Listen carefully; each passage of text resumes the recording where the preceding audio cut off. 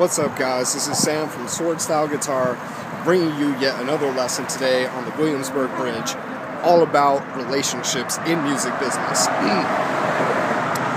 I think that the relationships that you hold closest to you are probably the most important decisions you will make about your music career. I'll explain what I mean. People that you bring into your life, and believe me, that's what it is.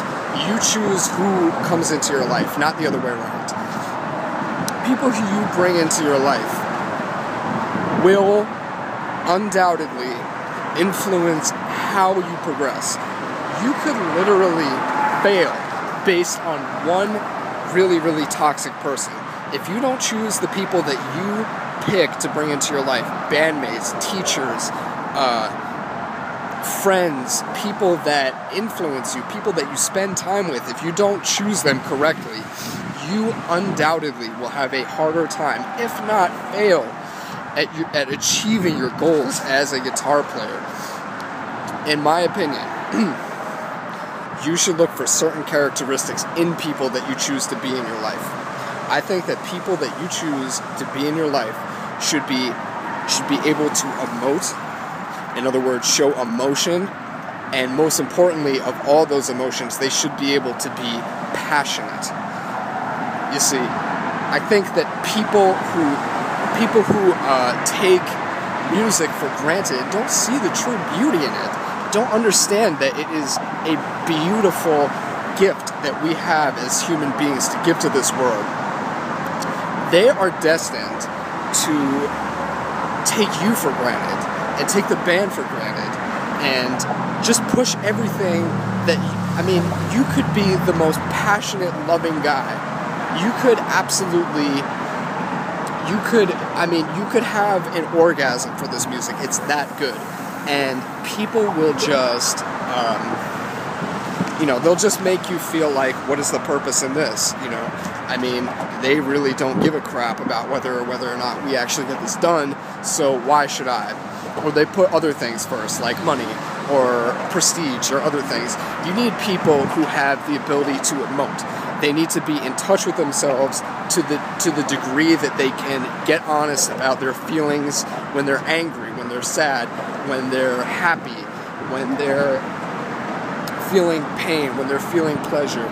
You need to be able to get in touch with these people and understand what to look for when you see them. So again, that's people who can emote. You need to have people who also can express themselves freely. And that's kind of like, another form of emoting, People who are articulate enough to be able to get the message across to you. And if they're not saying it in a way that you understand, they can then adapt what they're saying so that you can understand. Because as humans, and in music as well, the most important thing is that the other person gets it. If the other person isn't getting what you're saying, you need to readjust. It's a skill. People have it.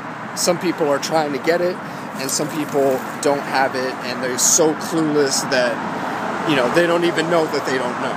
So you need to take it upon yourself to find these types of people. The third thing is you need to find people who have some type of growth.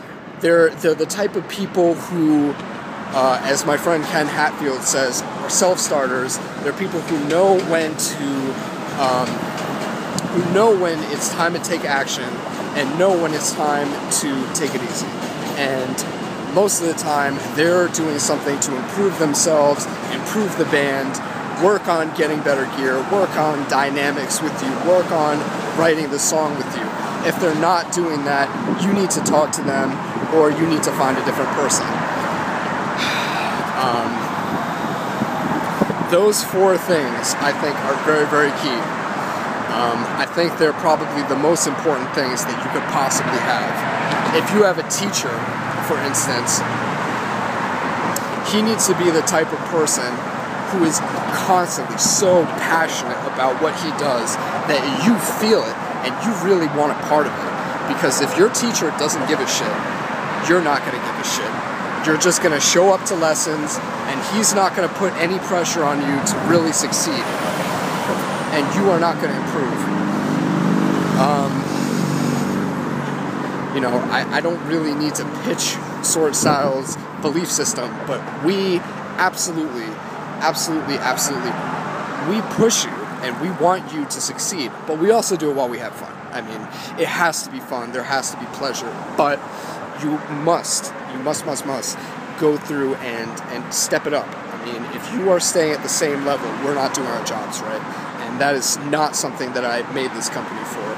So, you know, the fifth thing I would also say is, you know, you need to watch for people who are covertly have psychological issues. Some people have certain psychological issues. This guy's gonna be quiet. Some people have certain psychological issues that do not show themselves until times of stress. Now, one way that I have learned to weed people like this out from your life is, well, you can talk to them and you can immediately reject them. It's something that I do when I hire people for the company, or I, you know, find out if it's somebody that I want to work with, you know, if it's somebody I want to bring onto the project, or, you know, a band I want to join. I want to just subtly throw in a rejection there, because most people do not deal with rejection. When they get rejected, their worst side comes out. And that is how you see the true worst part of people.